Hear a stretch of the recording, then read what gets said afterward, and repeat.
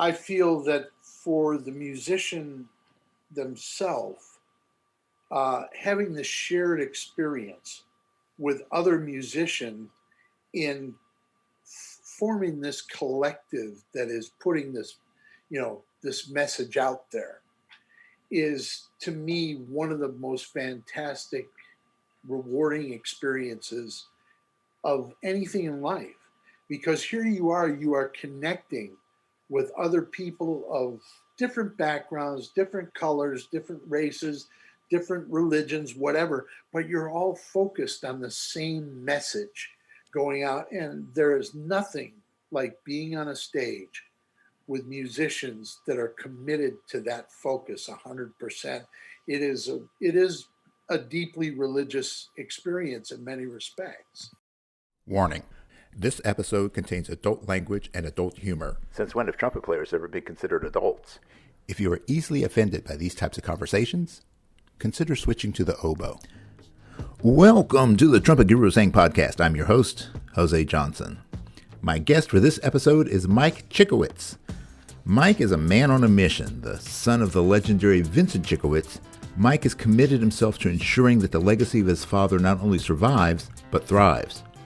But Mike is much more than just his father's son. Chic has had a successful career in the world of rock and R&B and has played with the likes of Tower of Power, Rod Stewart, and Huey Lewis in the News. And his new World Trumpet Society is bringing an upgrade to the world of trumpet conventions. So, pour yourself a big glass, pull up a chair, and let the hang begin.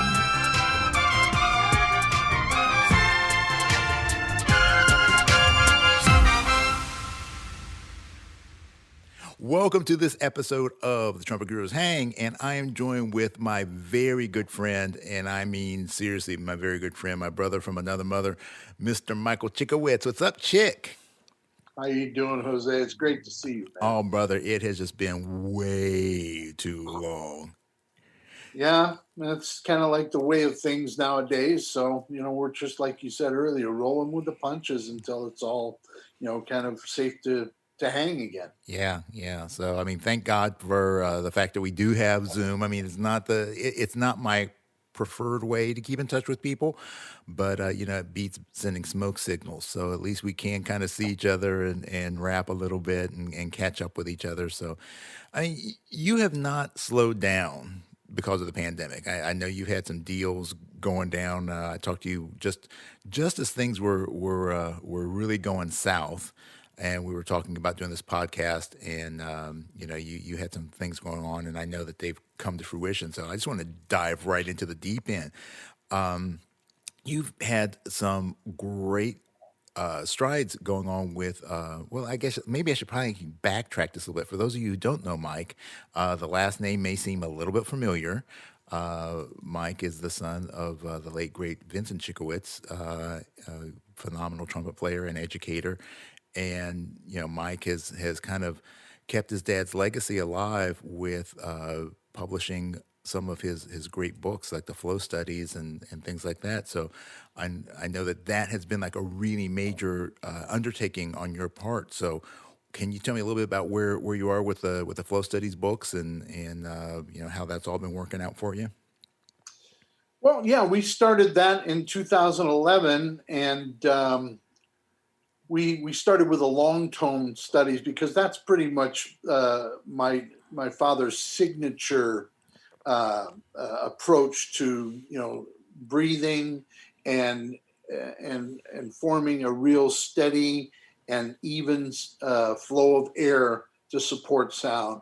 And we started with that long tones book, and then we figured, okay, they had a syllabus at Northwestern that he used to print out every semester or every year maybe for his students that included a lot of different studies from different method books, composers, what have you, a lot of Russian composers and things like that his students used to work out of. Well, as time went on, those syllabus things, I mean, all the eighth notes look like half notes because they were so Xeroxed so many times that, it was just really difficult to read through them. So Mark Doolin and I who is my partner in writing these books and everything, and he's down in Atlanta right now. And we decided we wanted to get these studies into a better format, more concise, finale files that really look great. And also we wanted to put together some text that was coming directly from my father for the most part, and then also from some of his most successful students, so that people could kind of get an insight as to how my father worked with them to, kind of make clear his principles and his methods of making better trumpet players for all practical purposes. Right. So we published the Flow Study Volume 1, and then we published the Flow Study Volume 2, and that pretty much covered the whole syllabus. And the exercises in Flow Studies number 1 are just really great exercises for pretty much players starting, in their later years in high school, and then of course into college, and of course professionals as well. The Flow Study 2 books that book is really tough. I haven't even opened that book up. It's just really, that is for pretty much professional level players in many respects. But there's a lot of the Russian studies in that book too that my father was really, really interested in, because they were a way of developing lyrical playing based on the same concepts of a free flow of air to support everything you do. So we finished with that for the trumpet, and then we moved on. I did a flow study, a long tone studies and flow studies for bass clef instruments. Oh, okay, cool. So that's probably one that you haven't seen yet. It's it actually combined the 2 books, but for bass clef instruments. And I had Jay Friedman, who was the principal trombone player in the CSO, along with Mick Mulcahy, who was assistant principal, do the forwards, along with Joe Alessi. And so between those 3 guys and Steve Mead, who is one of the finest euphonium players in the world, we put together that book to try and get, the message out of my father's pedagogy to lower brass players and stuff. So that's pretty much where we left off. But now we have a new book coming out. Okay. And we signed a deal with Hal Leonard, and we have pretty much finished the first book now. And the first book is going to be, of course, for trumpet players, but it's aimed at more of the developmental player. Okay. In other words, younger players, middle school, early high school. So what we've done is we've taken a lot of different things from the flow studies that my father worked from with his students at Northwestern, but we've kind of edited them to a point where they don't tax young players unnecessarily, which in my mind just leads to more positive outcomes. Right. As far as the result of your playing and everything. I don't think it goes much above. I think there might be one concert G above the staff in the whole book. And we try to keep them just above the staff or right at the top of the staff. That's it. We don't go beyond that, because we don't want young students trying to play high notes and everything when they haven't really even developed their mid-range and stuff, and just the basic fundamentals of playing a brass instrument. In my opinion, most, when I was growing up, you had an elementary school band that you started, and I started in 4th grade. Actually, maybe even 3rd grade, I might have started in. And we had band and orchestra in elementary school. And by the time I got to middle school, I was, fairly proficient. Nowadays, you don't have that. There's no money for that in elementary schools for the most part. So you're starting in middle school. So we wanted to create a book that was going to kind of set players up for a successful result. so that they would be motivated to want to play more. Right. If you're frustrated by the instrument and everything, and you're trying to do things just because they're on the paper, and you're trying to achieve these things and execute these things, and you're failing at every turn, it's not going to create a whole lot of incentive for you to want to keep on with that stuff. Right. So that's where we kind of left off. The book should be dropping within the next couple of weeks. We decided to get some endorsements to put into the book, and I'm not going to say much more about that. We're waiting for one endorsement, and that's it. We've got, I think, 10 others that are going to be in the inside front and back covers and stuff like that will kind of point out what the book is supposed to do, right, and what these players feel it has achieved. So we're just waiting for that, and then hopefully, depending on the volume of sales and things like that, we're hopeful that we're going to be doing another 3 books for Hal Leonard that will take the same exact material and put it into a French horn book, a trombone and euphonium book, and then a tuba book. right. So we'll have all the exercises in the same keys, hopefully, and stuff to be used by all the different brass instruments. That way a band director can come in with his middle school students and say, okay, let's play number 2 in the lyrical studies, or number 5 in the flow studies, or number 1 in the articulation studies, and they have the long tones. So it's long tones, flow studies, lyrical studies, and articulation studies. And the people that are involved in the book are all my dad's former students.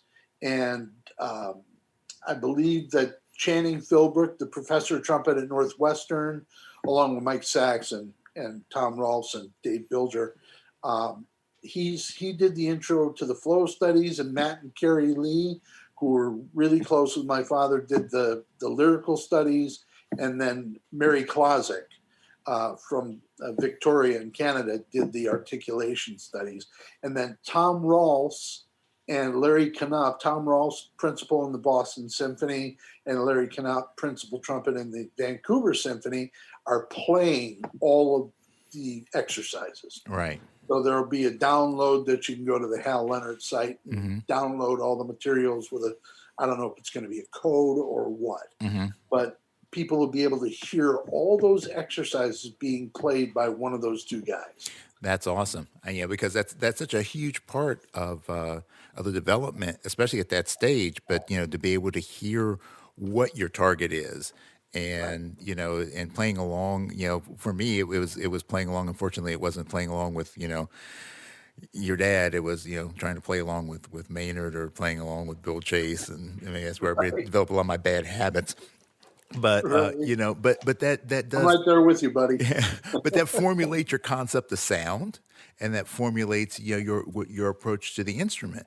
And I think that when you're lucky enough to have access to quality players, that certainly helps you out. And that's the thing, that right now we're in the information age, so the stuff is all out there, but you just got to know where to go.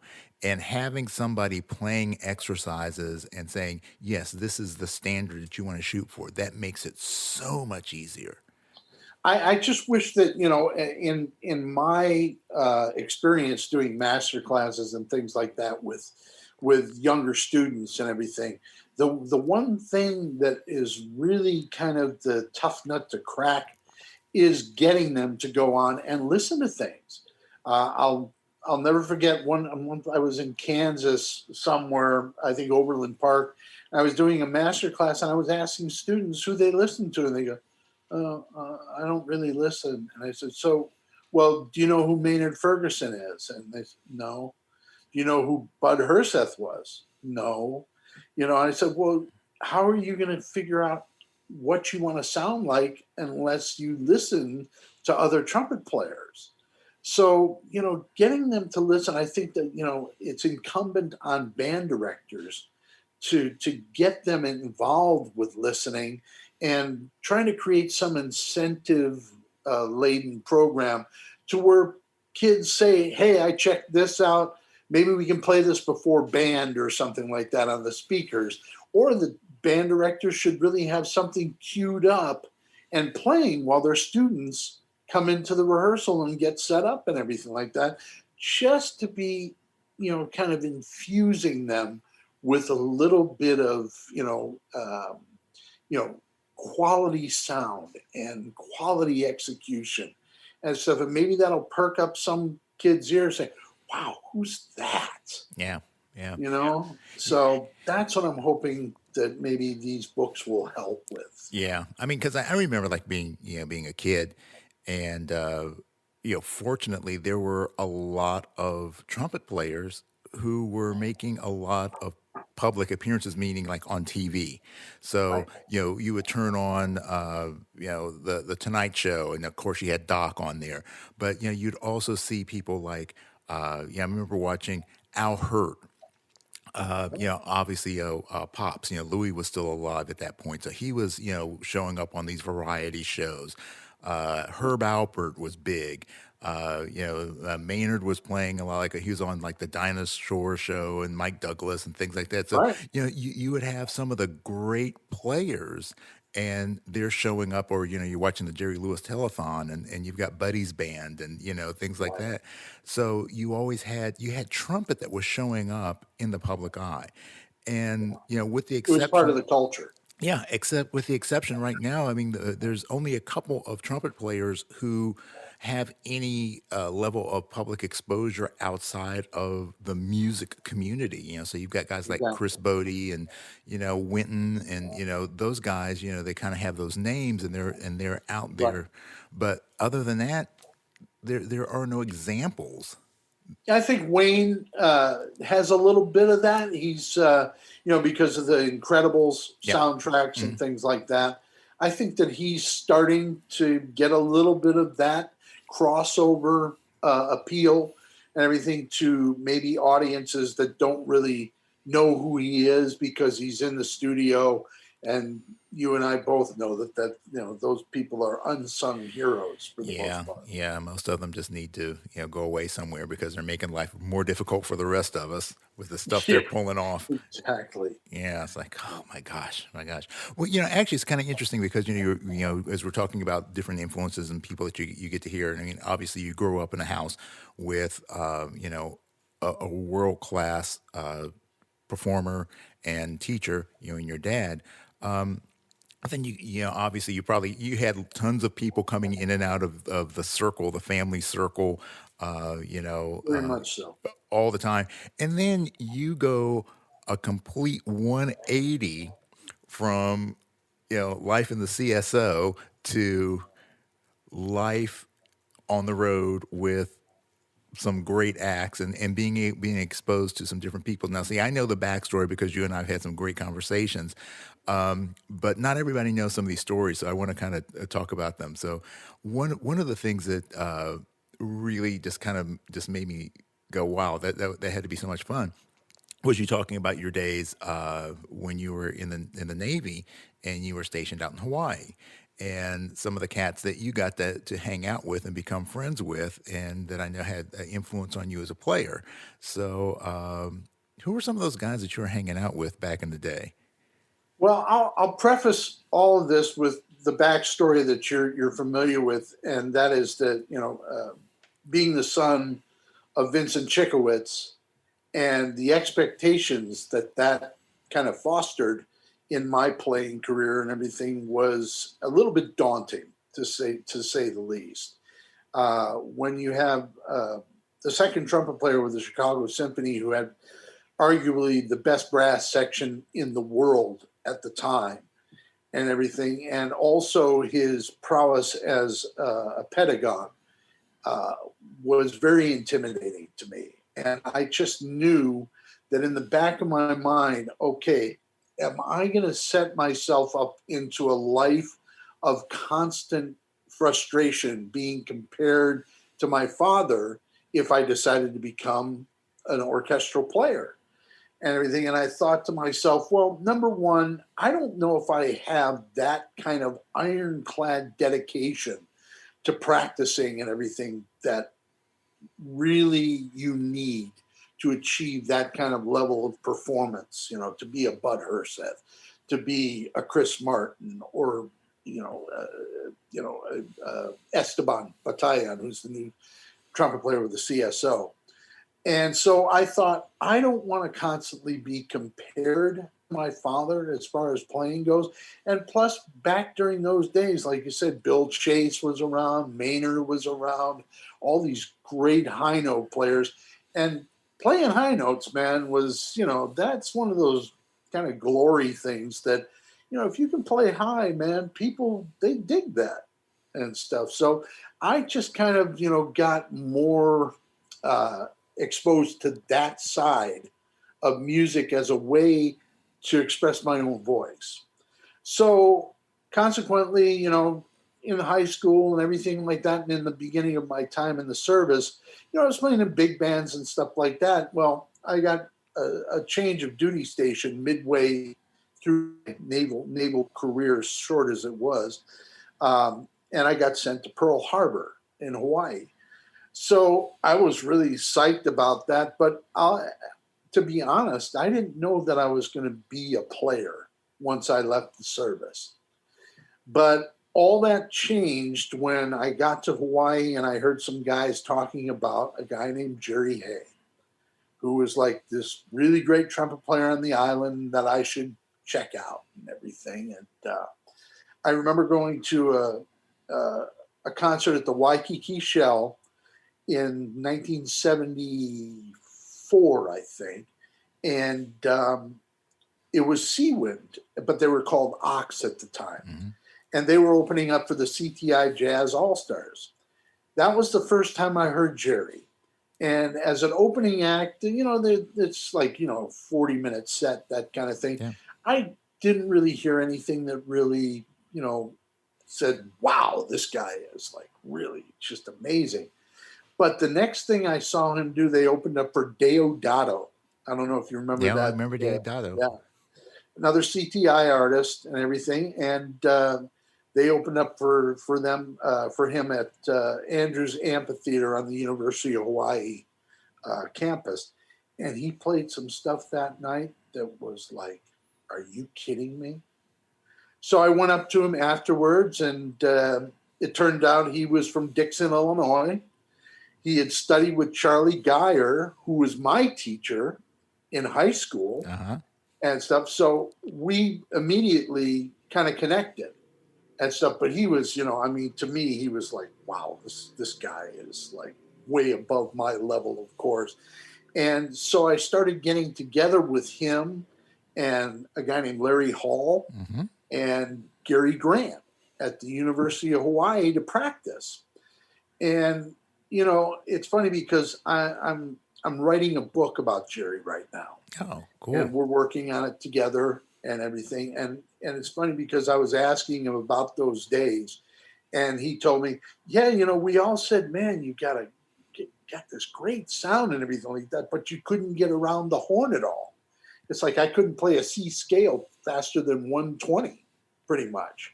So going to hook up with them and listening to what they could do was, my jaws would be sore for like 2 days from laughing. It was so ridiculous what they could do. So that inspired me, and going to see like Ox and everything like a couple nights a week for, the whole time I was there. And then finally getting closer to all those guys and going on to gigs with them and everything. I heard Jerry doing a couple of big band things that he was working with in Hawaii and everything that just absolutely opened my eyes as to how to play that style of music. So connecting with those guys actually motivated me to continue a career in playing. Yeah. So, and of course, those guys, when they got to LA and everything, they completely took over the town as far as trumpet playing. Yeah, completely changed the face of the use of trumpet in popular music. Pop music, yeah. Yeah, absolutely. And just such nice guys too, man. I've been fortunate enough to have Jerry on the show a couple times, and Gary, and we've gotten to develop a relationship. So that's cool stuff. It's just a lot of fun to. I love Jerry when he says, I said, yeah, I went over and hung out with Larry Hall and talked to him about the early days and everything. And Jerry just goes, boy, that guy is such an asshole. This Larry Hall is about the nicest guy you will ever meet in your entire life. He is such a great guy, and he's got such great stories about Indiana and stuff when they were there, with Charlie Davis and Larry and him and a few other people and stuff. And just the hours that they put in practicing was almost unfathomable. Yeah, it's the hours put in practicing, and then the being a part of history, basically. So much that went on, and so many different artists that they've been able to work with over the years. It's mind blowing. Well, if you look at Jerry Hay, there's a great site out there called All Music, and it's basically lists anybody who is on a recording. It lists kind of like the recordings that they've been on and stuff. Jerry's All Music page is like 44 pages long. Yeah. And I mean, it's small print too. Yeah. Oh yeah. Yeah. It's absurd. Oh yeah. Well, I for years, my taste in music was driven by who was on it in terms of session players. I would look and obviously I knew anytime that it said Quincy Jones as a producer, I was probably going to want to listen to it, because I knew that Jerry and Gary and Chuck and those guys were going to be on. And then, I would just go through liner notes, and it's like, okay, if those guys are on a track, I'm buying it and I'm listening to it, even if there's only one track. But right. And I'll tell you, that's something that's missing nowadays. You don't get to look at a bunch of CDs or records and everything and see the personnel on it, because everything is streaming. Yeah. And they don't list that kind of thing if you're just downloading tunes off of iTunes or Spotify or something like that. The personnel is almost, it's like there's no inside baseball left. Yeah.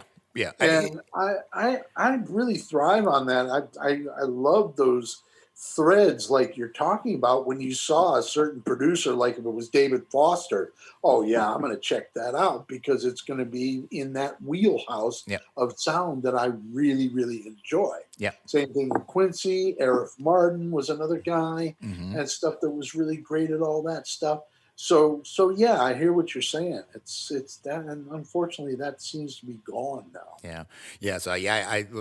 So to bring it back around, I mean, I use All Music a lot. So anytime I'm listening, if I hear something, and like if there's a really cool trumpet solo or something on it, I mean, unless it's somebody whose sound I immediately recognize, if it's somebody like Arturo, it's like it's Arturo. You just know it. There's no getting around it. But if something else, I'm like, I wonder who that is, and I'll search for the song and look through the credits, and sometimes they have the horn section credited, sometimes they don't.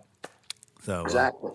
But it helps you to develop that concept of sound, because if you never can identify who those players are, then you can't search for their work and their other work. Yeah.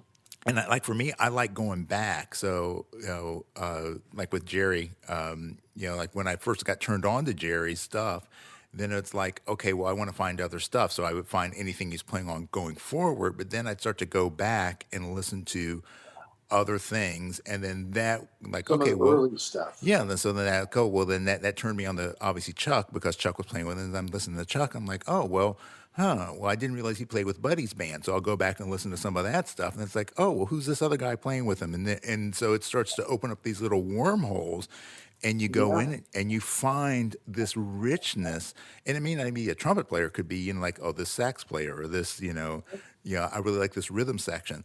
So it helps you to become educated about music as opposed to just listening to a tune. Yeah, exactly. And that's the one thing about doing this book with Jerry, is I've gotten to hear all the stories about these different sessions that they were on. As a matter of fact, the last interviewing that I did with him, we went through about, I think it was like 20 different records that were like the iconic records that he played on. Mm. And we went down almost track by track Oh man. on each of those. And he told me about how he got certain ideas Hmm. for different horn lines and things like that, what the situation in the studio was and everything. And just hearing, especially, I'm one of those guys that loves to hear about the evolution of things, Yeah. the beginnings of things, that small little germ from which the big tree grows and everything. And hearing some of those early stories when they first moved to LA and when like he got his first call Yeah. from Quincy and stuff, and that relationship and how it's blossomed. I mean, they are still so close and everything, even to this day, and they're really a part of each other's life in such a huge way. Yeah. Because what Jerry did with the horns on a lot of that stuff really did change the shape of pop music. Oh yeah. Yeah. That's cool. Well, I tell you what, when you guys get done with that book and you're ready to do your press junket, make sure you guys save some time for me because Oh, absolutely. yeah, Absolutely. maybe that hopefully by that time we'll be done with all of this COVID craziness and we can just do that as a I think live you can session. count on that. This is going to take a while. I mean, been working on it for about 2 years now, but the thing is, it's been very sporadic because I've had things come up in my life that have caused me to take a break from it and things like that. But I'm starting to roll ahead with it, which is good. Good So deal. Good yeah. deal. So, speaking kind of like the evolution of stuff, you if we're talking about like the way that you've taken your father's works and you've codified them, you brought them together, published them, and now you're kind of evolving, almost, I don't want to say stripping down, but it's like reverse engineering, I guess is a better way of saying it. So you're taking that really high level stuff and you're kind of breaking it down into its fundamental components and making it more accessible to other people, which is an evolution in and of itself. And you've been doing a lot of work with kind of trying to change the shape of the trumpet world itself, the community, with a project that you have going on. And I know COVID has kind of sidetracked things, but would you like to share a little bit about your work with the WTS? Sure. Yeah. Well, it's like we were talking before the actual broadcast here. WTS was just an idea that Rich Stolzel and I had. Rich Stolzel hosted the 2013 ITG seminar or ITG conference in 2013 in Grand Rapids, Michigan. And I got to know him and his wife, Val, there. And then in 2015, we saw each other at Midwest, or maybe it was even 2014. And we came up with this idea, or he had this idea germinating from his Grand Valley State seminars that he had been putting on for about 7 or 8 years or something like that. And he wanted to make this organization a lot more focused on education. And again, like I was saying before the broadcast, we wanted to try and figure out a way, number one, to get the whole world involved. And with the advent of new communication technology and everything like that, we figured now was the time to where it would be a lot easier to link different countries around the world and try and form WTS chapters in each of those countries to share information about playing, about pedagogy, about existing artists in all the different countries that we have no idea about. I mean, there's probably a ton of great players in Austria, but we don't really focus on that because we're so far removed from it. Right. But with communication technology these days, we have the ability to connect with people from those areas and everything and expose us to players that we didn't even know existed that are phenomenal musicians. So that was our purpose in trying to do this. Now, because of COVID and everything like that, and some other things, we've taken a while to get this up and running. But we had our very first in-person event in 2019 in Kingston, Ontario, and we were hoping to continue in 2020 and everything like that. But COVID hit, so we had to abandon that. But this year, we're doing a virtual seminar, just like ITG is doing a virtual conference.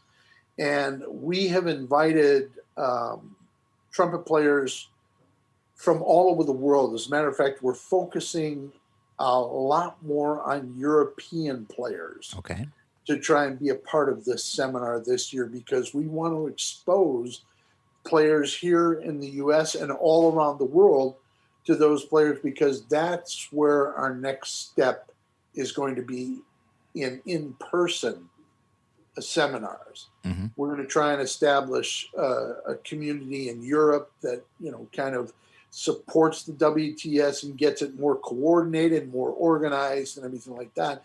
So we have got, I believe it's 24 artists that are coming and that are going to do a 90-minute, each are going to do a 90-minute masterclass. Oh, that's amazing. Over a 4-day period. And the names are players, well, just to name a few: Håkan Hardenberger, Sergei Nakaryakov, Matthias Hoofs, Gabor Tarkovi.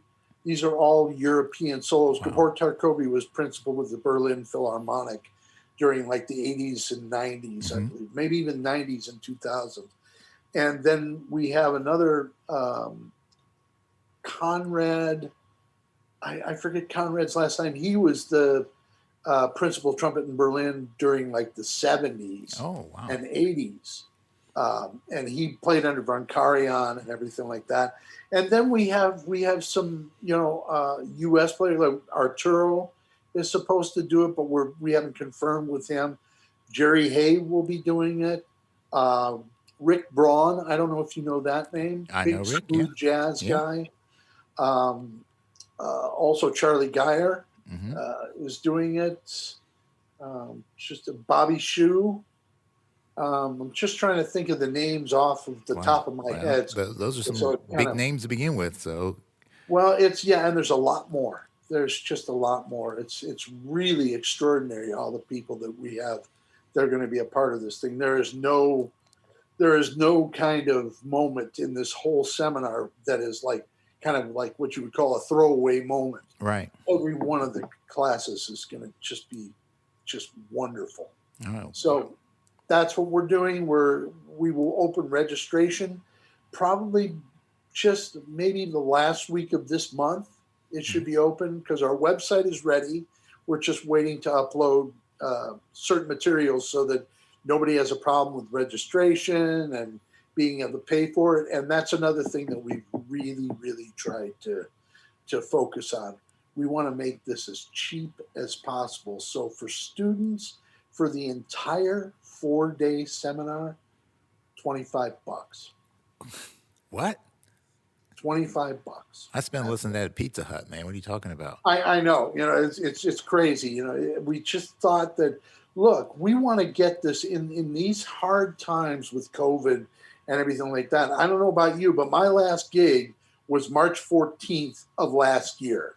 So I'm coming up to my 1-year anniversary of not having done a gig. Yeah. So, a lot of hard times out there for players and everything like that.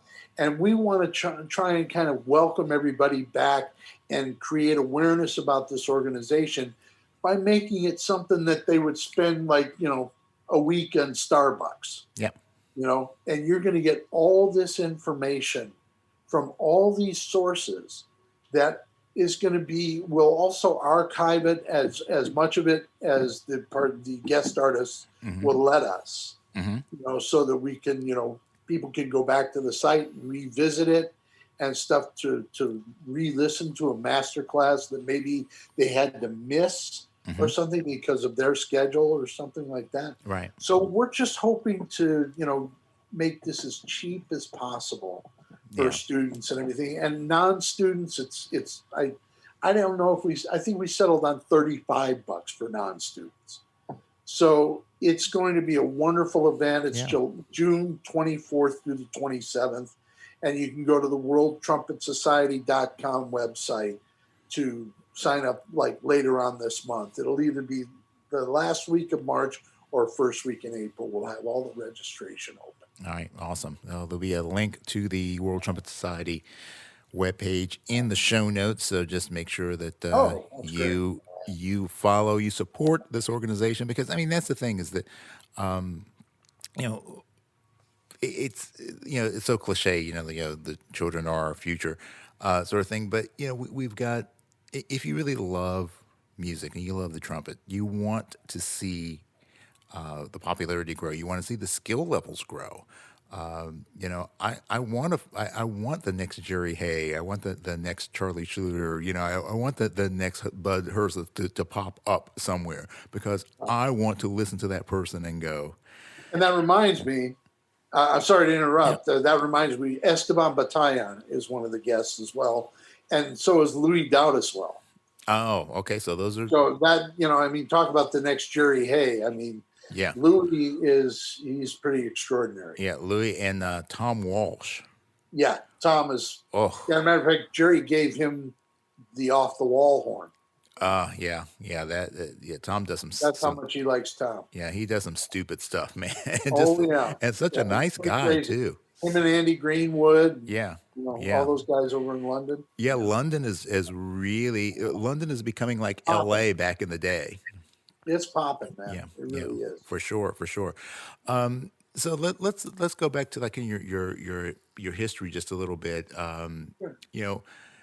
I don't want to spend a whole lot of time talking about your dad, because I mean this is interviewing you, but your family does shape who you are. But I remember when we were having our first, we were hanging for the first time, and we were having some conversations, and we just hit it off. It was just immediate, like we knew each other from from childhood. But there was a story that you told me about the time that your dad was able to come to one of your shows. I think it's probably the first time he came to one of your shows, and I wanted you to share this, because this to me was so interesting, because you have. Excuse me. Okay. Like you're in so many people would be looking at like, oh, well, you're living in the shadow of your dad. And then this was kind of a pivotal moment, I think, in your life and in his life, where the tables kind of turned for a second. So ever so slightly, slowly, the wheels turn. But just now, I want you to share it, because I think there's a lot of power in that for people, where if you're struggling to find your own way, especially if you do come from a musical family, or even if you don't, if your dad was a hardware store owner and you decided you wanted to be a trumpet player, that this moment about when your parents can realize that the path that you're on is the path that you're supposed to be on. I think there's so much power in that. So if you don't mind sharing that story, that'd be great. Well, I'll preface it by saying that my father and I, because I was a child of the 60s and everything like that, we had a little bit of a contentious relationship in many ways when I was growing up. And so, I was very rebellious and, just, kind of a knucklehead, of course. And so in the back of my mind, there was part of me, I think, that always wanted to try and prove that I could even do the things I wanted to do on trumpet, even without his help. It was kind of a stupid, immature kind of decision, because I didn't really realize exactly who he was, as far as just his knowledge and his, just really simple approach to playing the horn. So anyways, over the years and everything, I ended up going to the service, and then getting out and going to the West Coast to go to school at Pepperdine, and thereby I could be closer to Jerry and all the guys and learn more about playing in that situation in LA. So my father was never really close to me in that respect to be able to see what my career was doing. And then I got the gig playing lead trumpet at Harrah's in Reno and then Lake Tahoe. So I was playing with people like Sammy Davis and Frank Sinatra and Helen Reddy, Tony Orlando, all the acts of the day, and playing lead trumpet on those shows and everything. And I know that my dad was kind of proud of that, because I have former students of my father saying, "Oh yeah, your dad used to talk about you all the time." Well, he never talked to me. Right. And that's just kind of that father-son dynamic that always seems to creep in for a lot of fathers and sons. So anyway, I got the Tower of Power gig while I was working in Lake Tahoe. Mick Gillette started, his wife didn't want him to be on the road anymore. So Mick asked me if I wanted the gig after I'd been sitting in with them for almost a full year. And so I got that gig. But the story you're talking about was after I left Tower of Power and I was with Rod Stewart's band for about 2 years. And we did a European tour. And as it happened, my father was doing a master class at the Richard Strauss Conservatory in Munich with a guy named Wolfgang Guggenberger, who was one of his students, and very well-respected teacher over there. And so it turned out that Rod Stewart was going to be in Munich at the same time that my dad was going to be in Munich.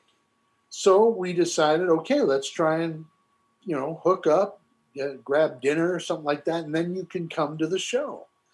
So I basically met up with him, and we went out to dinner with Wolfgang and his wife, and we noticed that it was kind of starting to get late, so we had to take, Wolfgang drove us back to my hotel where I would catch the bus and then just go to the Olympia Hall in Munich to play the concert, and then they'd meet up with me afterwards because they had, backstage passes and tickets and everything like that.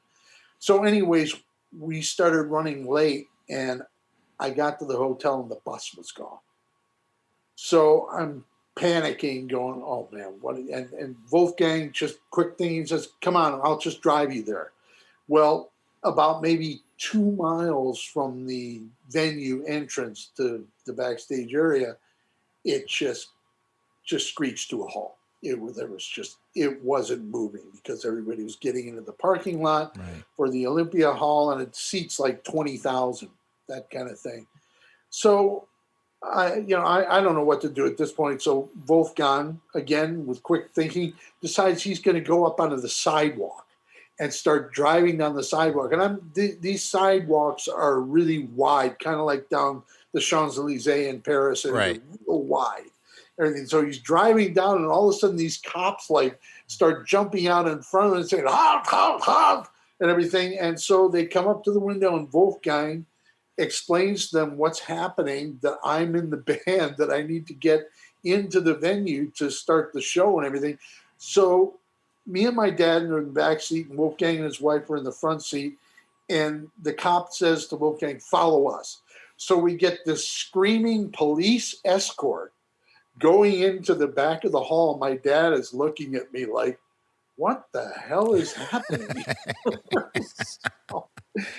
So we get to the backstage area. I get in, I run in, I get changed, and we do kind of a band warm up, doing an a cappella thing with, just warming up a little bit for the whole band to start to focus as a unit. And my dad is backstage with us and everything, with Wolfgang and his wife. And so the concert starts, and, I go up on stage, and my dad was supposed to go out in the audience. Well, the only thing that I didn't realize was that it was a festival seating crowd. There was no seats. Right. So it's like, I'm just imagining he's in this mosh pit, and he's going to end up crowd surfing or something like that, and be crowd surfed up onto the stage or something.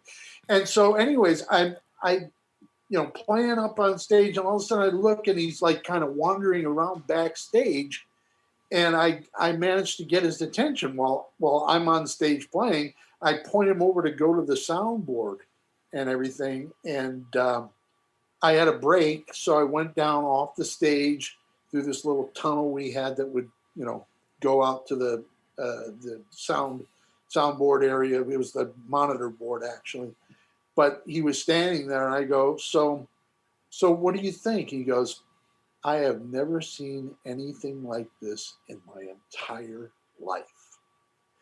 And I said, yeah, it's a little different than a symphony performance and everything like that. And he goes, in my wildest imagination, I didn't even imagine this. What really floored him was the way Rod Stewart had the audience just in the palm of his hand. Yeah. Everything that he would sing would get repeated back to him and everything. And it was funny because after the show was over, I could tell that his attitude towards me had changed just a little bit. It was like there was a little bit of a newfound affirmation, shall I say, maybe not respect totally, but an affirmation that what I was doing at the best level I could, and I was executing my horn well and stuff. And he ended up talking to Rod Stewart back at the hotel, and it's too bad. I wish I would have stayed with him, because I would have loved to have been a fly on the wall. Oh yeah. For that conversation, because they ended up talking for about 20 minutes or so, and the only thing I could get out of my dad, he said, we were talking about you a little bit and stuff like that. But I think he was just really amazed at how Rod commanded this respect and everything from the audience, and this adoration too. He had never seen anything on that level either. So It was kind of one of those seminal moments in our relationship where I think he gave me some credibility as a trumpet player, which felt very good. Kind of resolved some issues for me too. Yeah, well, that's great, and yeah, I certainly understand, rocky upbringings and having these kind of contentious relationships with your father in terms of the feeling the pull in one direction. The direction of my life. Yeah, basically. and for me, I didn't. I did not. My father was a musician for many years, but he was in the ministry when I was born, and there was that pull towards that, and I felt pulled and pushed and tugged and tied down and all that sort of stuff, and revolted against it basically. But now at this stage of my life, I look back at it and I realize that I'm actually doing fundamentally the same thing, but I'm choosing my own path. I'm not doing it exactly the same way. But I'm expressing that need to make the world a better place, to bring peace to people's lives in just a slightly different manner. And so much like you, and that was the point that you and I kind of jived on. It's like, yeah, it's great when you can look back and see the input and the influence, and see how you are becoming, thanks to your upbringing, you have become this really great person and this great talent. But at the time, it's like, holy hell, this is the last thing I want to do. Yeah.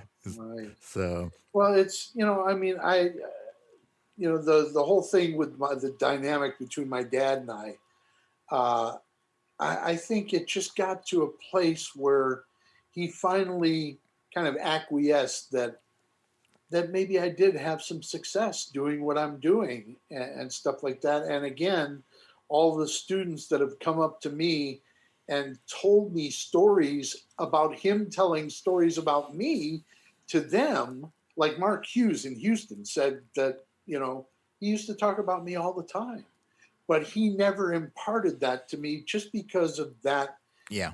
generational hmm approach to fatherhood that I think many fathers during that time period really needed to portray a sense of strength and a strength, a sense of steadfastness Yeah.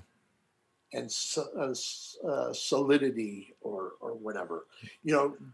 So it's like, you know, when I was growing up, you didn't question him about what you were supposed to do if he told you to do something. You just didn't. Yeah. It was just one of those dynamics during those times, which completely has changed now. Fathers are a lot more open with their sons, I think, it as a rule. Yeah. But I mean, there's always going to be father and son, you know, kind of Yeah, it's always going to be that way. headbutting and stuff. Yeah, but and it's being careful not to go too far the other way, and just trying to be the buddy all the time, and it's Exactly. finding Yeah. that fine line between being the parent and being the head, the discipline, but then also the love and the support and the understanding, and Yeah. The yeah, pendulum swings to yeah. varying degrees Yeah, and it's just stuff. finding that And balance, man. that's it. The It's last just thing you, getting a balance of that. yeah. And so, I guess, the big takeaway for me, or, for our listeners would be, if you're proud of somebody, whether it's your son, your daughter, your brother, sister, your student, whatever it is, don't be afraid to tell them, because sometimes And that, try and make, even if it's not, you know, if it's something that you're criticizing or something like that, try and do it with some sort of positive reinforcement. Because I mean, the old adage of getting more flies with honey than vinegar, it really is an adage for a reason. yeah. So in that respect, yeah, I think it's really, you know, very important. Yeah, and I think that brings it full circle to what you were talking about with the new books that you guys are putting out, because so much of what holds us back, whether it be in music or any other aspect of our lives, is that fear of failure, the how we're going to be perceived if we don't live up to standards or expectations and things like that. And I think we have to do everything we can to make it. I don't want to. I hate to say easier. We want to remove as many of the obstacles as possible, because I mean life is Exactly. hard. The processes are always going to be hard. Growth Yeah, is difficult, but yeah, you don't want to throw extra work in there if yeah, you can, you know. exactly. Yeah, let's give you the most direct path to success. And so I think the things you're doing with the book, the things you're doing with WTS, those are all great steps in the right direction to get people moving that way.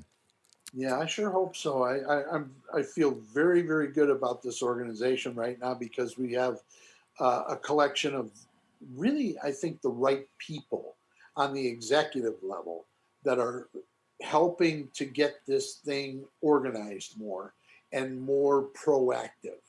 So that's one thing I'm very encouraged about, and we're going to be really trying to be, you know, very proactive about fundraising and everything like that to try and get, you know, to achieve the goals that we're setting ourselves for ourselves and everything in that respect. Yeah. So what's going on? This is completely off the current train of discussion. What's going on with you in baseball, man? Well, you know, baseball, because of the, you know, the virus and everything like that, it's you know, been kind of a drought for me in some respects. I do keep in touch. I have friends, uh, really really close friends now that are all kind of in positions of power now. One of my best friends, and he was going to be my best man at my wedding. Um, if my brother, you know, wasn't going to be able to fly down to Texas, is now the vice president of the Baltimore Orioles. Oh, So he's a real close friend. So I kind of keep up with what's going on in baseball through him and through his former assistant when he was vice president of the Nationals. She is now the executive assistant to Stan Kasten and Bob Wolf in Los Angeles.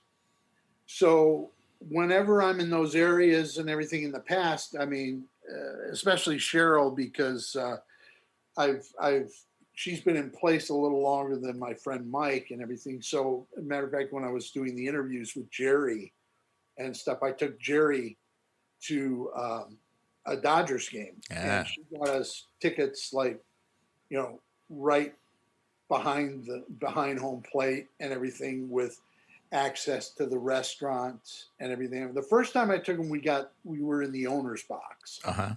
in the sky boxes at the Coliseum in LA. And it was really great because Cheryl came up and said, okay, well, let's all go down to eat here in the restaurant and everything like that. It was fully comped and Oh everything. man. And it was the probably the first and only time I actually impressed Jerry Hay with something, with something that I could do. So he's a big Dodger fan. So Yeah. he really got a kick out of that. And then I took him again to see another game in 2018, or maybe it was 2019. I forget which one. And we sat behind the plate, and then we still had all the restaurant privileges and all that kind of stuff. So with that, and then there's another friend of mine that was a ball player from Detroit and Kansas City. I keep in touch with him all the time. He was he's been a friend of mine for about 20 years now, and he played pro ball, won a World Series with Kansas City, and then he became a coach. And he was the guy. He became the first base coach. He was with Florida for a long time, was with both their championship teams in the organization.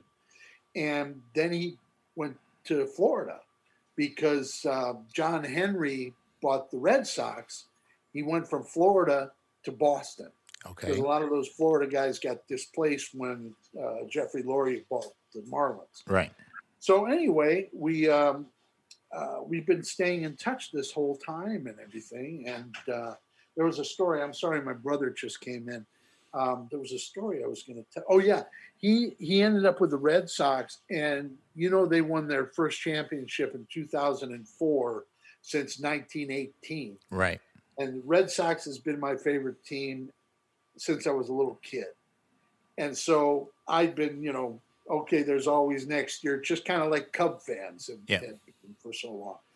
But my friend Lynn Jones was the first base coach for the Red Sox in 2004. And he's the guy that sent Dave Roberts in game 4 of the ALCS, that stole second and eventually scored the tying run, and they ended up winning that game in extra innings. Uh-huh. Pretty sure that's how it shook out. And then they won the next 3 straight from the Yankees to take the ALCS. So they came from 3 games down. And because of that stolen base by David Roberts, who is now the manager in LA, he scored that tying run, and they went on to win 7 straight games, or 8 straight games. Yeah. The 4 in the ALCS, and then they swept the Cardinals in the World Series. So he was the guy that sent Dave Roberts. So that's kind of his claim to fame. Yeah. Well, a little bit. sometimes it only takes that one decision, man. That one chance you take, and It's a game of inches. that's it. Well, I mean, that's life. That's life too. Life is a game of inches, man. Yeah. Yeah. No So question. that's But yeah, baseball, I'm always going to be a huge fan. And I'll always be a Red Sox fan, despite some of their missteps in the past couple of seasons. I don't really like all what I'm seeing. There seems to be some, I don't know, some weird things going on in Boston racially, which is not a surprise because they've had problems before. right. That's the one thing that makes it a little difficult sometimes for me to root for certain teams. Yeah. Because I want to see equity all across the board. That's why I'm a Democrat. Yeah. I want to see equity. I want to see, sharing with cultures all over the world. And that's why I don't mind when we see cultures, different cultures migrating to the US. I really think it makes us stronger. Yeah. We have this conglomerate of ideas and people from all over the world to base our decisions and our actions on, with a full collective of different opinions and ideas to inform our decisions. So that makes it a little bit difficult sometimes to root for certain teams that are showing opposition to that. Well, it's actually kind of funny because we go back to that story that you were telling about, being when your dad came to the Rod Stewart gig. It's like the difference between the classical musician, the legit player, and the rock and roll player, the pop player. Right. And so, there's a lot of looking down the nose at popular music from uh, classical players, jazz players sometimes too. It's like, you're playing, you're playing commercial, you're playing funk instead of playing straight ahead. But Right. music is if we do music because it's a way of communicating with others, if we're playing music because we want to reach other people and we want to engage in other people in a way that transcends our societal barriers, then whatever gets that job done, it's great. So to do that, to be sitting on stage with the CSO and having the entire crowd stand up and applaud your performance of Mahler. That's great. To have you know hundreds of thousands of people cheering along and singing along with a Rod Stewart song or something like that. It's the same thing. You've accomplished the same thing. You've touched the lives of people and you've made their lives a little bit Yeah, better. it's just the expression of that Yeah. is a little bit different in a different mode, Yeah. shall we Yeah. say? Yeah. But Yeah, the bottom line is, you're using music you're to, reaching people. yeah, you're reaching people and and that's it. We want to make people's lives a little bit better by what we do. I So, think also that just going in another direction on that, I feel that for the musician themselves, having the shared experience with other musicians in forming this collective that is putting this message out there is to me one of the most fantastic rewarding experiences of anything in life, because here you are connecting with other people of different backgrounds, different colors, different races, different religions, whatever, but you're all focused on the same message going out. And there is nothing like being on a stage with musicians that are committed to that focus 100%. It is a deeply religious experience in many respects. yeah, yeah. And that part of it for me is the part that if I ever give up playing, that's the part that I'm going to miss, because it's always going to be, hit and miss of whether you're going to reach an audience. Yeah. That's, you never know what you're executing up on stage is really touching people. And that's why this one musical experience that I am still really focused on is here in Chicago. We have a band called Tributosaurus. Mm-hmm. And basically what we do is we do a tribute to a different band every month. And so we take 15 to 20 songs of like Steely Dan, for instance, and we will transcribe it, we'll lift it straight. Everything gets lifted off the record in, completely intact. So that if there's a cello on it, we hire a cellist to come in and play. And suppose there's a string quartet on something like there is in a lot of pop music, Right.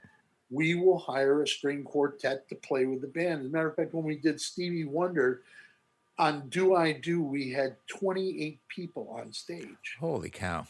just to be able to recreate all the tracks. Same thing with the Michael Jackson Mm-hmm. show that we did. We had 6 background vocalists, we had 4 keyboard rigs, we had 8 horns, we had, I think it was 6 strings, and then a whole array of lead singers, and then the regular rhythm section with a couple guitars, bass, drums, Right. percussion, that kind of thing. So that had about 24, 25 people on for like some of the off the walls and thriller stuff. Right. That kind of collective of people on stage doing that and having it come out sounding like you are actually playing with Michael Jackson is one of the greatest experiences of my life, because we've done this for 140 different bands. Holy 140? Yeah.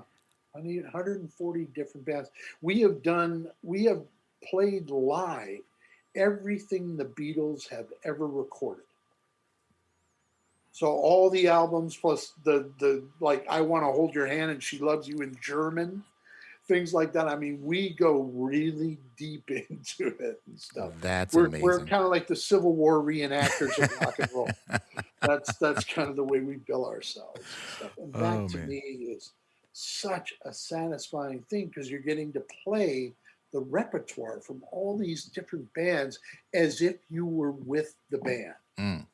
So it's been we've been doing this for 17 years now. Mm, wow. It's pretty incredible. That sounds great. So So that's what about touching yeah. audiences and stuff. Our audiences, I mean, for some of the Beatles show, we're drawing like 1,500 people Hmm. to these shows and everything like that, and they're going crazy because this is the classical music of their lives. Right. Is all that 60s, 70s, and 80s rock. Yeah. That's the classical music for that generation. Yeah. So Absolutely. Well, speaking of gigs, I mean, yeah, you've played. You like talk. You played with Rod Stewart. You played with T.O.P. You did the Harris gig. You've played with Gino Vanelli, another one of my favorite artists. Um, what's been your favorite gig? I would have to say my favorite gig overall was the Huey Lewis gig when I was with Huey Lewis in the News for the Sports Tour. Okay. And that to me, I mean, we were, you know, at that time, Huey Lewis was still just a little tiny bit unknown when he first asked the Tower of Power Horns to come out on the sports tour. And I'll never forget this. We were slated for these rehearsals with them, and it was just after their appearance on Saturday Night Live, and that's when the country started to really get to know them and everything like that. And that sports album was, loaded with Oh yeah, hits. that was a killer album. So going around the country and doing these sheds like the Nederlander sheds and stuff like that, like Man Music Center, Pine Knob in Detroit, Poplar Creek in Chicago, they're all like, 25,000 seaters and everything like that. And we were setting records for crowd sizes at every one of them. And just this reception for the band. And the one thing that really was incredible about that tour was the level of musicianship each night when we performed. It was so clean. It was almost a little too clean in some respects, but not really. It still had that grease there Yeah. that I always loved, from rock and roll rhythm section and everything, and then a good pounding, R&B style horn section. So that to me was the most enjoyable because we were all Americans and everything like that, and Huey was riding the crest of that wave, man, and it was crazy. And one of the gigs that I remember most was Summerfest in Milwaukee, which had the old rock and roll stage. Was one of the last years that it was used, and it usually held, I want to say it usually held about 25,000, right around there. We had 42,000 people packed in there. Holy cow. And people were starting to get like kind of crushed, Mm-hmm. everything up front and everything. And we're off to the side of the stage on a couple of tunes we didn't play. And it's like a triage unit in the back because there were so many people in there that it was actually overcrowded. And so people were fainting and, dehydration, all this kind of stuff. But it just said to me, oh man, this band has really just gone viral, to use a new millennium phrase. But that tour was just so much fun. And then we went over to Europe with it for a little bit and everything, and Europe was real accepting of it. So that to me was like the most fun. Oh, cool, cool. Oh man. All right, well, I got two segments I got to get through here Okay. before we can finish up. The first one, because we got to do some serious trumpet stuff. So all of us trumpet players are gearheads. So this is a segment that we call Gear Up. So we want to talk about your gear. What are you using these days? Well, I mean, not having played pretty much for a year, I mean, I put my horn down in May of last year when I saw the writing on the wall that we were not going to be going back to work in 2020. So I basically put it down, and but the stuff that I was using up to that point, I've been a Colicchio guy, you know, pretty much for the last, God, I want to say 30 years, maybe even almost 40. I've been playing a Colicchio since about 76, 77. So I, I played on one Colicchio that was particularly bad for a while, and then I started upgrading and got the 1S2s and everything. And I've got a few of those that I use now. And that horn is a really good live horn. It's got this zip to it. It's not the greatest recording horn. It's a little bit too much sizzle. But when you're playing with a rock and roll rhythm section and stuff that has a lot of those frequencies, especially coming from the bass and the low kind of power chords from the guitar and everything like that, it tends to wash out a lot of the highs on stage and stuff. And when you got a horn like a Colicchio, to me, it gives you the ability to kind of cut through that and still feel like you're getting heard Yeah. through this morass of canceled out frequencies Yeah. that you encounter in a live performance. Recording wise, I think that if I was doing a lot of recording, I'd probably gravitate more to the Bach and everything like that. They've got a pretty good new 190 that B flat that they've been putting out for the last few years now. Yeah. And that seems to be a really good horn. But I think, if I'd had my druthers on a Bach, I want to try and find an old Mount Vernon, because that's what I started on when Yeah. my dad got me my first trumpet. Hmm.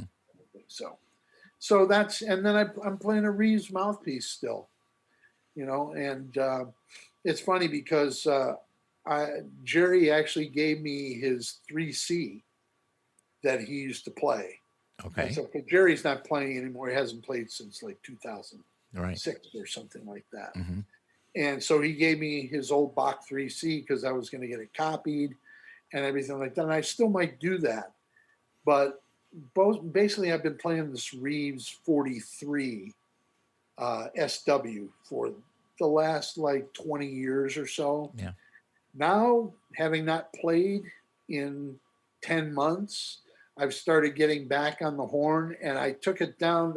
John Snell was kind enough to send me two or three different models, and I dialed it down a size because I've got no muscle Right. tone left. So I'm down to a 42 now, and it's not the wide rim; it's just the regular rim. Hmm. So I'm going to see how that feels and see if I even want to come back to playing. I'm not sure that I will or not. Hmm. It depends on how long into this year we have to wait before we can actually get back to work. Yeah. So, but that's basically my gear. Yamaha flugelhorn when I have to play it and somebody twists my arm. The Shoki P54 piccolo when again somebody has to twist my arm to play that. We have to play Penny Lane. Yeah, right, exactly. That's basically all I play it on. Yeah. Yeah. Well, that's good.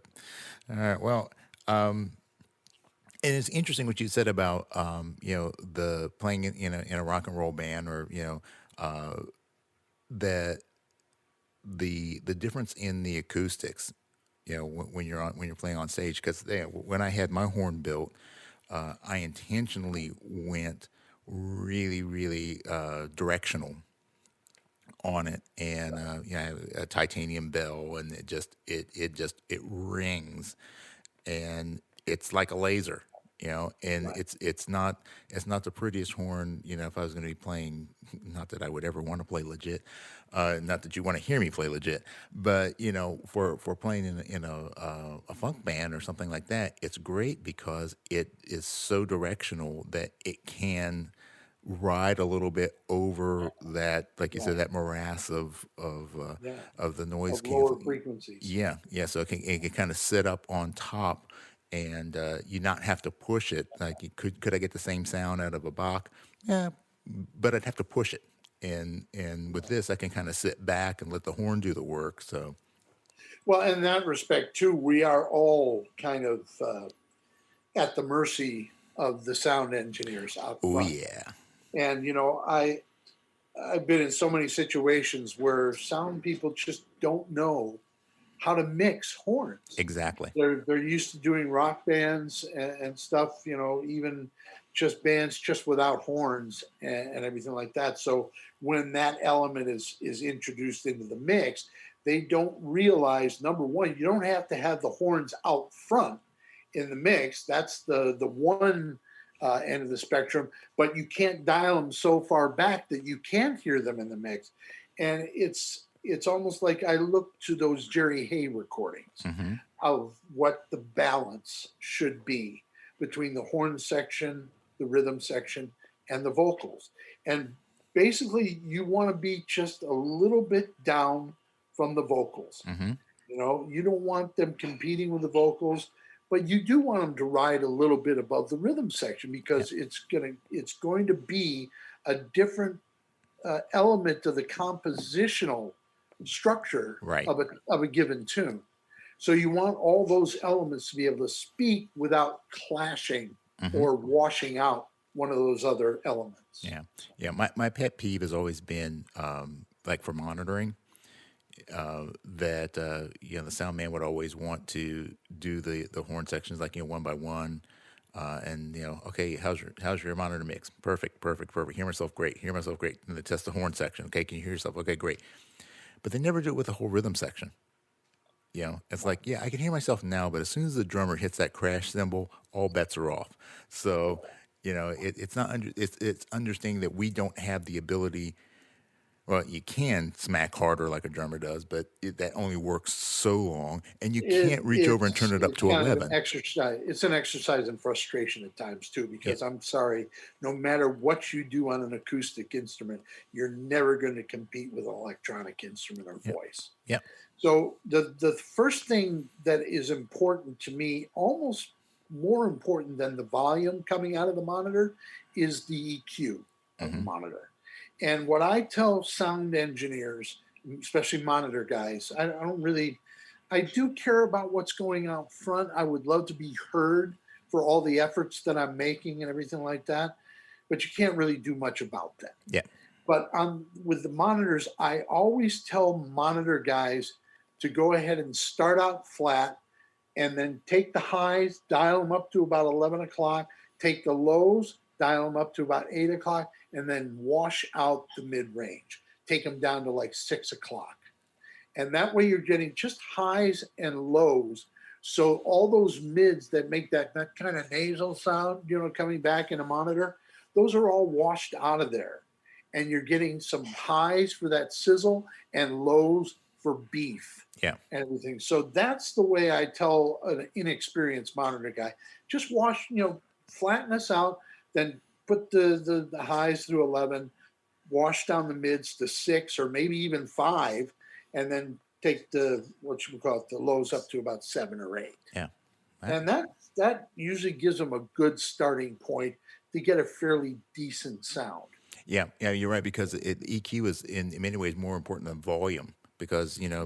if your If you EQ is can hear wrong, yourself with a sound that you can enjoy, yeah, even if it's a little down in the mix, just because of stage volume, hmm, and you don't want it to go too screaming high on stage because, like with me with Tributosaurus, there's so many open mics yeah, that you really got to watch out with that stuff, and stuff. We've got like sometimes, 35 open mics on stage and stuff. So you got to really be careful that you're not, redlining stuff and having it bleed over into, yeah. other microphones and things. Well, actually, is a fascinating conversation, and is maybe something I need to do for a future episode. Is to get guys like you and Dan Fernero and That Wayne. well, Wayne, I a little more Dan, a little more than Wayne, and I will say this because of this that Dan has spent a lot of time playing playing with Harry Kim and his horn Oh yeah, section, sure. and so I'm talking. It's the difference between playing, in a studio or playing like on a show production and Sure. playing on a stage when you're playing for 100,000 people. Yeah, if you're talking about live sound, yeah, that's very true. And the other guy that's really, really incredible at that, of course, is Jerry. Yeah, He has studied engineering with the best of them. I mean, Bruce Swedien, all oh those, yeah, yeah, Quincy recordings and everything yeah, like that. He basically would nail him down in the studio and say, okay, which mic are you using for this? Which mic are you using for this? And Bruce was one of those guys that basically bought these mics back in the 50s, and he was the only one to ever touch them, yeah, like these Neumann KM54s and stuff yeah. that are great for recording the whole section and stuff about 6 feet away, or the Royer Hmm. mics and everything that are ribbon mics, but they can't be beat up by Right. trumpets, Yeah, because that's what happens with diaphragm mics and ribbon mics. You can actually shred them with a trumpet sound yeah, because they're just too much overload yeah. for the signal. So Let that alone is being on stage and getting knocked over and stuff like right, that. So exactly. Give me just a good old Shure 58. A lot of people like to put 57s on horns and everything like that. It's too unidirectional, man. If you're moving around doing dance steps or something like that, you want something that's more omnidirectional, like a ball mic, mhm. which the Shure 58 is. So that's my mic of preference. Sometimes there's a couple of Sennheisers that are okay I'm a for I'm that as well. I'm a Sennheiser 421 guy. I keep one in my Right. bag. Yeah. That's one of the ones. Yep, Yeah. I keep one in my bag, and if they got a crappy mic for me on stage, I'll just pop that thing out and sit it Yeah. on stand, and That's a pretty, we used to use those with Tower of Power. yeah.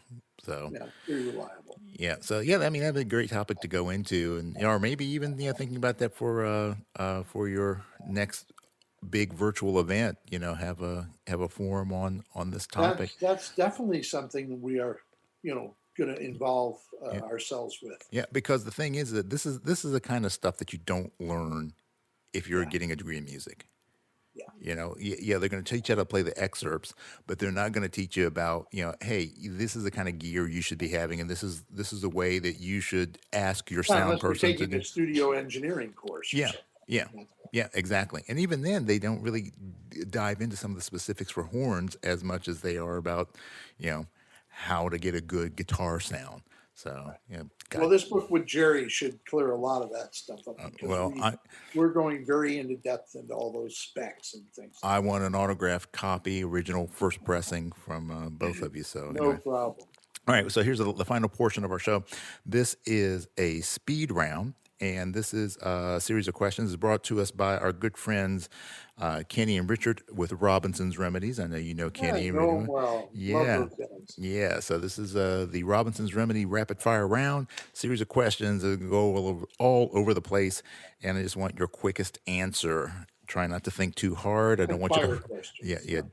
Yeah. Don't think too hard. You might pull a muscle. So here we go. Mike Cichowicz, the clock starts now. Who's the biggest influence on your life that is not a trumpet player? Oh, wow. Probably my mom. Okay. What's your favorite book? Favorite book, Stephen King's The Stand. What's the worst movie you've ever seen? Oh, probably Bride of the Monster by Ed Wood. Ooh, Ed Wood movies. Ooh. Okay. If you weren't a trumpet player, what would you want to be? Probably a television producer. All right. What's your favorite drink? Oh, talking about alcohol? Anything. Anything. Um, Spicy Bloody Mary mix. Extra spicy for me. You can have a dinner party, and at this dinner party, you can invite any three living people. Any three people living today, you're going to have there for an evening with you. Who would you want to have there?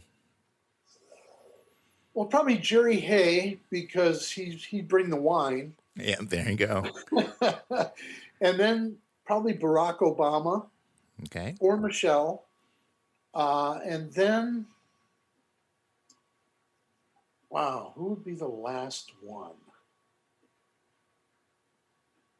That's a tough one. I would have to say, hmm. Oh boy, that's a tough one to come up with the last one. Maybe Quincy Jones. Okay. Be a good dinner party. Um, Same party. You have three more chairs. They can be filled by any three people from history. So any three people that are no longer with us. Okay, I think Abraham Lincoln,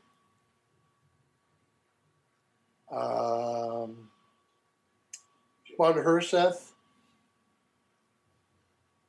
and JFK. Okay, cool. Lacquer plated or raw? Uh, I think plated. Okay. What's your favorite quote? Oh boy.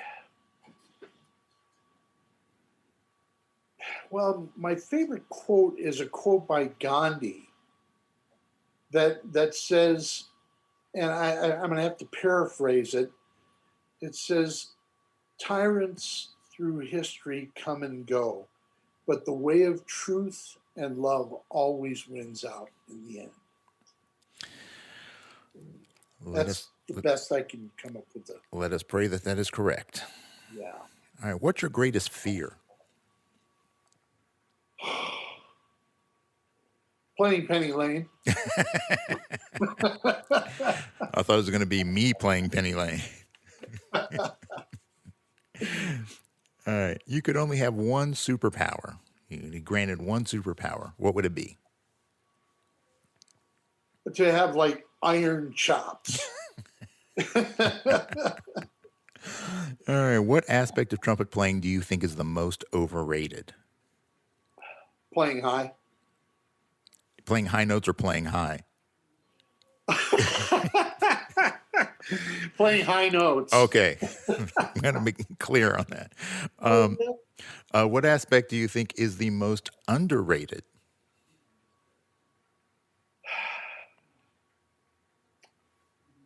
I guess to isolate it as much as possible, phrasing, musicality. Yeah. Okay. That's very true. It is a musical instrument, or at least that's what they told me at one point. You can go back in time and give your younger self one piece of advice about music. What would it be? Practice. Okay. And you're going to give yourself a piece of advice about life. Don't be afraid to try new things. Okay. And the final question: what do you want your legacy to be? I think as a facilitator of my father's pedagogy, I think that would be the best way to put it succinctly, just to be able to make sure that he's remembered for generations because his pedagogy was so valuable and so universal in many respects. So I guess, for me, my playing career, it was an average playing career, and I'm glad to have done the things I've done. But as far as leaving a legacy about that, I just want people to be get some benefit out of what I've done in this life, and that to me, making sure that my father's legacy lives on is to me kind of an important thing because he wasn't just a trumpet player; he was also a pedagogue and a philosopher as well. So. Yeah, awesome. Well, you are certainly doing a great job of that, my friend, and I wish you nothing but the best success in doing that because I know so many people have benefited from your father's teachings, and will certainly continue to benefit. And I think the additions that you're making to it, the refinements and adding your own experiences to this, I think that's going to make it that much richer. So thank you once again, Chick, for being here. You're, like I said, man, you're my brother, and I certainly miss you. Yeah, I miss you too, man. I can't wait to get to do another hang. Oh, One of these for days. for shizzle. But I have to warn you, I don't have that old Acura that I used to have, the one with. Oh no! What will we do? I know, yeah, I actually have a 4-door now. So- Oh man! Well, that'll be roomy compared to that last one. oh yeah, oh yeah. That So, was a great time. oh, that was so much fun. So anyway, thank you for joining us for this hang, and make sure you support WTS, support Mike in the publication of his father's material, and just keep the love alive. So as always, peace and slide grease. We out. Hey, thank you so much for hanging with us today. This podcast is all about creating connection through our mutual love for the trumpet life. I hope that you learned a few things about today's guest and had some laughs along the way. Don't forget to give us a review. We love those 5-star ratings. And please share this podcast with your friends. We want to see our hang grow for show. Have a suggestion for a future topic or a guest? Hit me up at thetrumpetgurus@gmail.com. Our opening theme was written and performed by Lexi Signor, and all other music comes courtesy of The Greatest Funeral Ever. So in the words of W.C. Handy, life is like a trumpet. If you don't put anything into it, you don't get anything out. So go out there and let your trumpet sound. And I'll see you at the next hang.